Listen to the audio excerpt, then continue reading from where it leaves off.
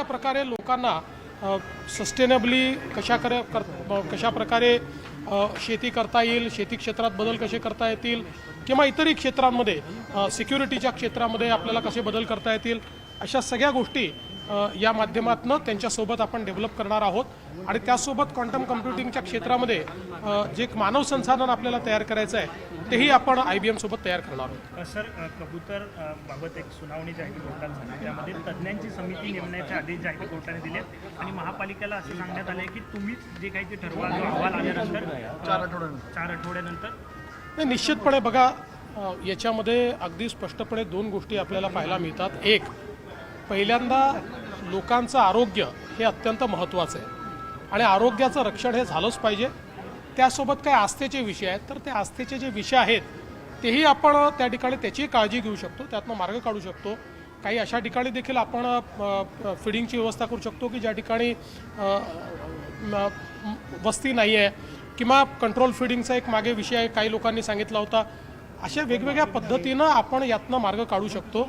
हा वादाचा विषय नाही आहे, हा समाजाचा विषय आहे। त्याच्यामुळे मला असं वाटतं समाजाचं आरोग्य आणि समाजाची आस्था या दोन्ही गोष्टी विचारात घेऊन योग्य प्रकारे या ठिकाणी आम्ही मार्ग काढायचा प्रयत्न करू। 15 ऑगस्टला मास्क बंदी बाबत सुद्धा विषय जो आहे तो चर्चेला जातोय। पहिल्यांदा तर या राज्य सरकारने असा कुठलाही निर्णय घेतलेला नाही। 1988 सालापासून हा निर्णय या ठिकाणी महाराष्ट्रात लागू आहे। 88 साली याचा GR काढण्यात आलेला आहे। अनेक महानगरपालिकांचे मी आता त्या ठिकाणी मलाही माहीत नव्हतं, मलाही मीडियातनं समजलं, मलाही माहीत नव्हतं की अशा प्रकारचा निर्णय आहे। पण ज्यावेळी मी बघितलं तर अनेक महानगरपालिकांना मी विचारलं की तुम्ही का असा निर्णय घेतला, त्यावेळेस त्यांनी 88चा GR मला पाठवला आणि त्यांनी हे देखील पाठवलं की दरवर्षी ते अशा प्रकारचा निर्णय घेत आहेत। अगदी उद्धव ठाकरे मुख्यमंत्री होते तेव्हाही त्यांनी घेतलेल्या निर्णयाची प्रत त्यांनी मला पाठवली, जी तुमच्याकडे मी कधीही त्या ठिकाणी देऊन देईल। शेवटी सरकारला कोणी काय खावं हे ठरवण्यात काही इंटरेस्ट नाही, आमच्यासमोर खूप प्रश्न आहेत। त्यामुळे मला असं वाटतं की विनाकारण 1988 साली घेतलेला निर्णय आणि आज मात्र त्याच्यावर अशा प्रकारे वादंग तयार करायचा जणू काय आमच्या सरकारने निर्णय घेतला आणि काही लोक तर इथपर्यंत पोहोचले की ते शाकाहारी खाणाऱ्यांना नपुंसक म्हणायला लागले, इथपर्यंत लोक पोचायला लागले। तर हा मूर्खपणा बंद केला पाहिजे। अशा प्रकारे शाकाहारी, नपुंसक आणि मांसाहारी हे ज्याला जे खायचं तो ते खातोय। आपल्या देशात जे काही संविधानाने अलाव केलंय ते प्रत्येकाला जगण्याचा अधिकार आहे। आमच्या सरकारने घेतलेला हा निर्णय नाही, हा जुन्या सरकारनेच घेतलेला निर्णय आहे।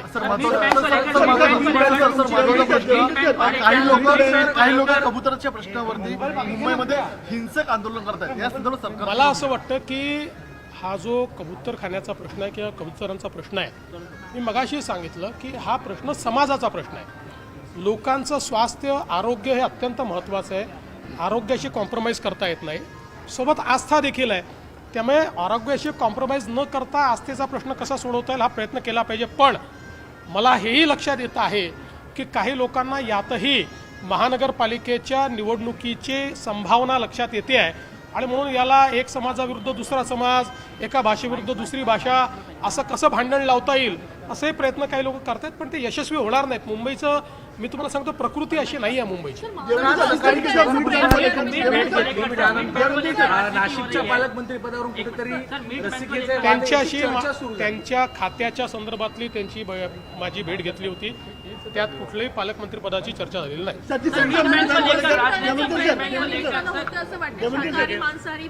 असल्या महाराष्ट्र इतका मजबूत आहे की असल्या गोष्टींनी काही महाराष्ट्र या ठिकाणी भालेल आणि महाराष्ट्रामध्ये काहीतरी होईल अशा प्रकारे विचार करण्याचं कारणच नाही। महाराष्ट्र फार मजबूत आहे। महाराष्ट्राने मागच्याही काळात दाखवलेलं आहे की मिसइन्फॉर्मेशन तयार केल्याने काही फार सफलता मिळते असं नाही।